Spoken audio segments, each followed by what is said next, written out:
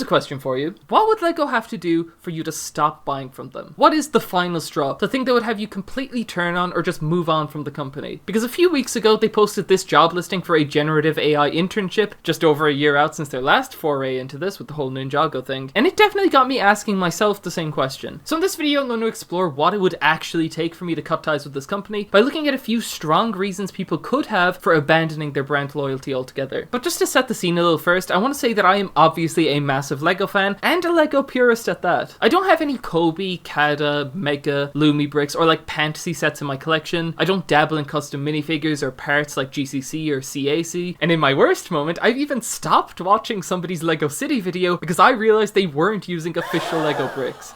I'm definitely not proud of it, but it's true. And with all that in mind, I want to start by talking about what sparked this whole thing, which is them using generative AI. Now, I don't think this listing is necessarily something to be worried about yet, in terms of the final product reaching us, but this is a really shitty first step. I'd rather LEGO just not touch generative AI at all, but if I'm going to give them the benefit of the doubt, as CX52J said, there's a bunch of other trivial workflow related things that they could be using it for, which would be completely fine. But when M&R Productions mentioned this in a recent video of his, he brought up the idea that they could use AI to create the background images for their box arts, and that just struck a nasty nerve with me because I could 100% see that happening. If you look at playset box arts and you ignore the LEGO itself and the overlays, like, let's be honest, you could probably replace that with AI and it would be pretty hard to tell. This is the exact thought that got me wondering about this, because I really can't stand the idea of being sold something generated by AI. But as easy as it would be for me to sit here and say, oh yeah, if they use AI, then I'm out, after giving it a good bit of thought and just being honest with myself, I wouldn't boycott them for box art alone, probably because I just throw away these boxes anyway. Like, I'd be lying if I said I even looked at the backgrounds on these boxes properly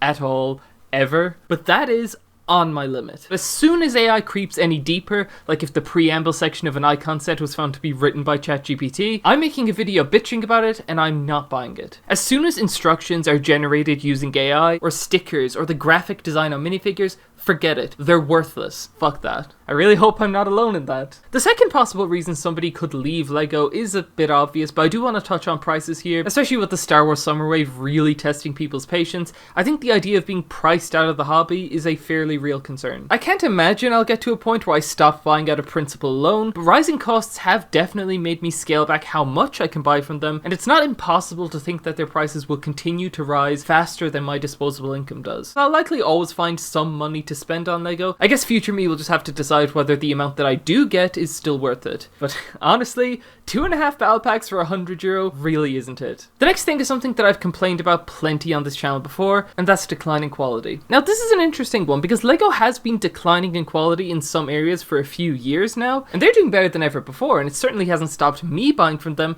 despite my complaining. But I think the reason they've gotten away with it is that these issues are kind of specific and largely ignorable. Part color variation only affects brighter colors really, opacity issues only affect bright printing on darker plastic, and mold marks aren't something people pay too much attention to unless they are exceptionally bad, which is pretty rare. But I think there's a line here where if quality dips below a certain standard, there will be problems, and I'll give you 2 examples of this. I gave my mom this train gift with purchase set to build, and she's somebody who basically never builds sets, like you're talking about maybe a handful ever. As she was building it, she got stuck at one point because the pieces weren't fitting together the way they should, and she thought she was maybe using the wrong pieces, or maybe she was just badly misreading the instructions or something. But no, because what actually happened here is that she got not 1, but 2 defective clip pieces where the clip itself was like stretched out and physically couldn't hold the bar piece. This is something that I had never seen before, but it's an example of the kind of dip in quality that will push people out of the hobby, myself included. Second example would be another flavor of quality control failure, but at the design level, not the production one. Solid Brick Studios is after coming out with an early review for the Republic Juggernaut set, and it is just straight up not designed well at all. And he has a few clips of it just falling apart when moving it. As somebody else put it, this is the standard for a custom mock made by one guy, not an official set that's gone through the entire LEGO design team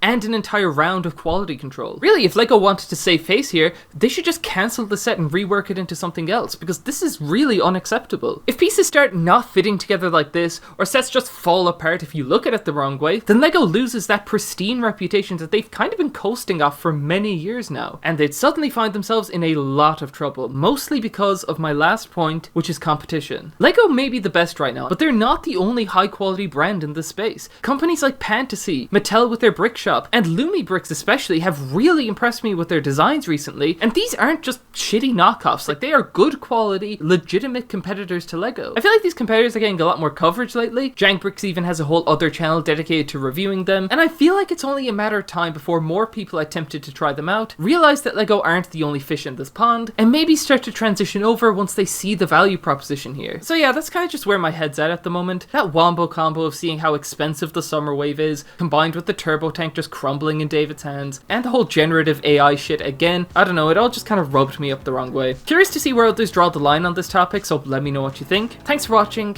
and farewell.